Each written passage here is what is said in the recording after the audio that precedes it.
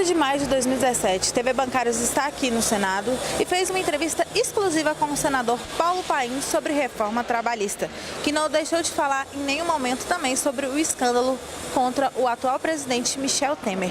Confira a entrevista. Eu fui o primeiro a chegar hoje pela manhã, o primeiro, número 1, a marcar presença. Cheguei aqui às 7 horas da manhã e veja, o Congresso estava praticamente sitiado, como anda ultimamente, né?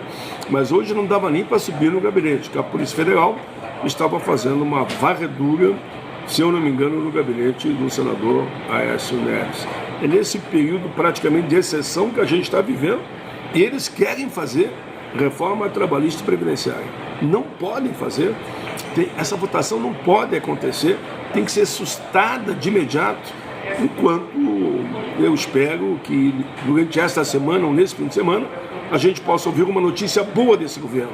E qual vai ser a notícia boa, no meu entendimento, é o presidente da República renunciando ao cargo e permitindo que o povo eleja o seu representante mediante um pacto, oxalá, do Congresso, antecipar as eleições do Congresso e também do presidente da República. Se ele não o fizer, a minha esperança fica que o Supremo, no dia 6, como eu anunciei ontem já, que está marcada a votação, casse o mandato dele.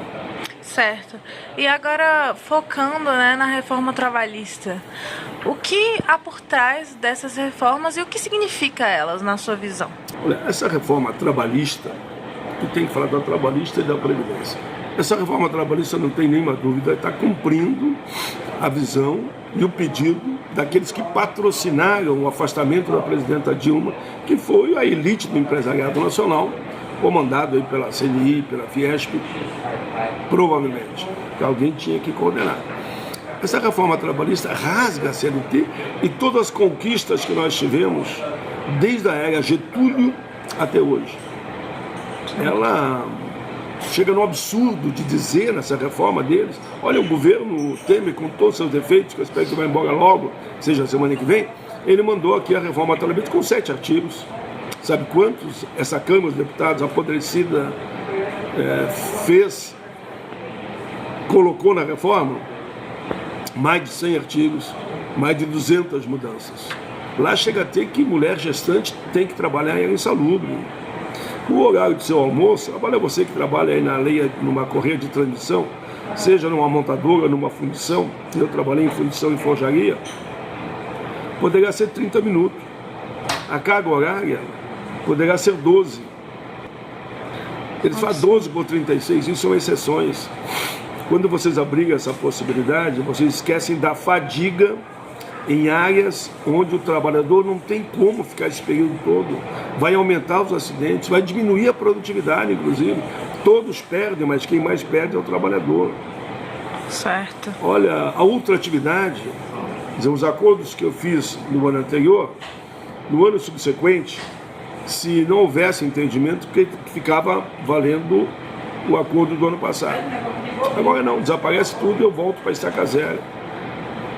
Isso é uma visão perversa, um retrocesso enorme nas relações. Estão destruindo com a Justiça do Trabalho. Ah, mas tem muita ação na Justiça do Trabalho. Vai ver nos outros setores que não é Justiça do Trabalho. Sabe quanto os outros setores devem só para a União? 2 trilhões de reais. 2 tri eles devem. A Justiça do Trabalho que é culpada disso? Não é. É o grande poder econômico que não está pagando o que devia. Aí podemos falar do negociado sobre o legislado. Que negociado sobre o legislado é esse? A negociação todo mundo defende. Mas querer dizer que a lei não vale para o trabalhador e que ali pode negociar, quando ele tem que abrir mão dos seus direitos, inclusive na rescisão de contrato, é esse mundo que nós estamos trabalhando. Isso é oficializar praticamente o trabalho escravo sem remuneração. Bom, tem projeto aqui dentro que diz que o trabalhador, tendo uma lona para se cobrir, e uma casa onde tenha o chão de terra batida, e desde que ele tenha 3 pratos de comida, um de manhã, um de meio-dia e de noite, ele não precisa salário.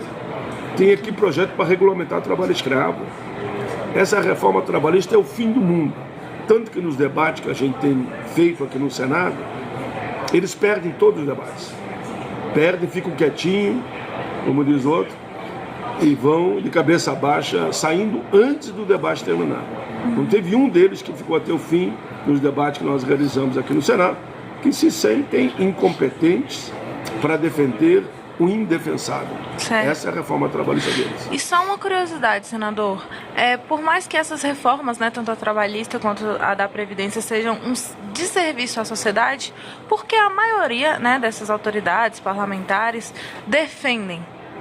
Você pode É o jogo do explicar poder, pra gente? né? É o jogo do poder. Teve uma pesquisa recentemente, eu digo que a única coisa que unificou tanto os empresários como os trabalhadores dizem que essa reforma interessa aos empregadores, somente aos patrões que interessa.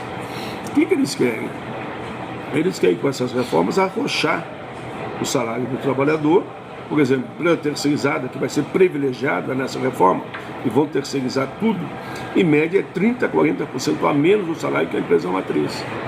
Se pode agora negociar sobre o legislado, eles vão fazer com que o trabalhador abra mão de direitos, tipo assim, parte da rescisão de contrato, e com isso eles vão aumentar o seu lucro. É só o lucro do capital contra o interesse do trabalhador. E esse lucro vai para aqueles que são financiadores de campanha de deputados aqui dentro. Como é na Previdência, os maiores devedores são aqueles que financiam campanha de parlamentares nessa casa. Certo. E, Paulo Paim, para finalizar, né, nosso bate-papo aqui, você poderia comentar sobre as ocorrências, né, que aconteceram ontem, dia 17 de maio, contra o atual governo, né, que já teve muitas denúncias, inclusive de você na mídia, falando que ele não tem interesse nenhum em fazer um serviço para a sociedade. Olha, as denúncias são da maior gravidade. Nós temos um Congresso apodrecido e um Executivo podre. Esse está podre. E aqui, grande parte, a maioria aqui, está apodrecendo. É nesse clima que nós estamos vivendo. E as denúncias de ontem, se esperava que ia acontecer, já temos 9 ministros denunciados, o presidente já não tinha sido denunciado, porque tem fórum especial. Agora, com essa denúncia, onde ele participou diretamente de um jogo para comprar o silêncio do Eduardo Cunha, fica claro que o envolvimento dele nesse esquema de corrupção é profundo. Agora não tem mais para onde ele correr, ele vai ter que responder. É um momento gravíssimo para o país. Eles entraram nessa aventura irresponsável de retirar uma presidenta legitimamente eleita para fazer os banditismos que eles queriam fazer contra o povo brasileiro. Exemplo que eu dou, porque eu atuo muito nessa área, a reforma da Previdência Trabalhista, e a da Previdência tem que ser falado também, né?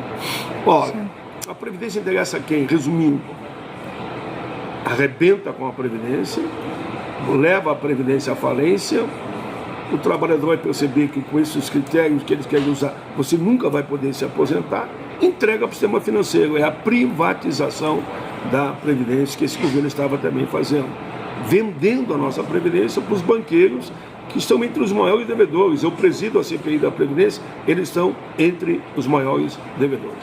Um dia a casa tinha que cair, e a verdade agora está vindo à tona, o rei está nu. Por isso que eu digo, presidente, tem um minuto de lucidez, renuncie e vá para casa, e deixe que o povo brasileiro eleja pelo voto direto o seu representante. Muito bom. Agora, só para concluir de fato, senador, você poderia deixar um alerta a todos os trabalhadores sobre a importância deles se unirem, né, para derrubar esse tipo de projeto que tira direitos, né, da Previdência e dos trabalhadores como um todo?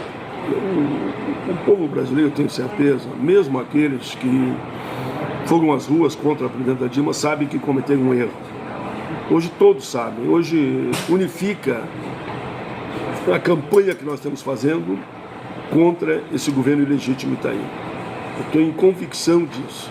Por isso, se você, senhor, a senhora, independente se foi contra ou a favor do impeachment, é hora de salvar o país, de salvar a nossa pátria, de salvar a nossa gente. Uma quadrilha que se instalou ali hoje, mais do que nunca está claro isso. Quem apoiou e quem é o presidente. Só temos um caminho, é fazer grandes mobilizações, como outros países fizeram, exigindo as eleições já, e com isso nós estaremos trancando essas duas reformas. Para mim, de hoje em diante, esse Congresso não pode votar nada. Não pode votar, tem que parar enquanto esse presidente vier, e, consequentemente, essas duas reformas têm que ser arquivadas.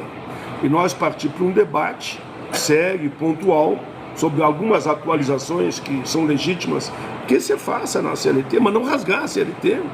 Algum ajuste na Previdência. A Previdência, eu presido a CPI, repito, é uma questão de gestão, fiscalização, combate à fraude, à sonegação e à corrupção. Se fizermos isso, dermos mais estrutura aos procuradores da Fazenda, os auditores fiscais, para que eles possam executar os 1.000 maiores devedores, estou dando um exemplo, mas tem que executar todos mesmo, e parar de dar anistia, está resolvido o problema da nossa Previdência.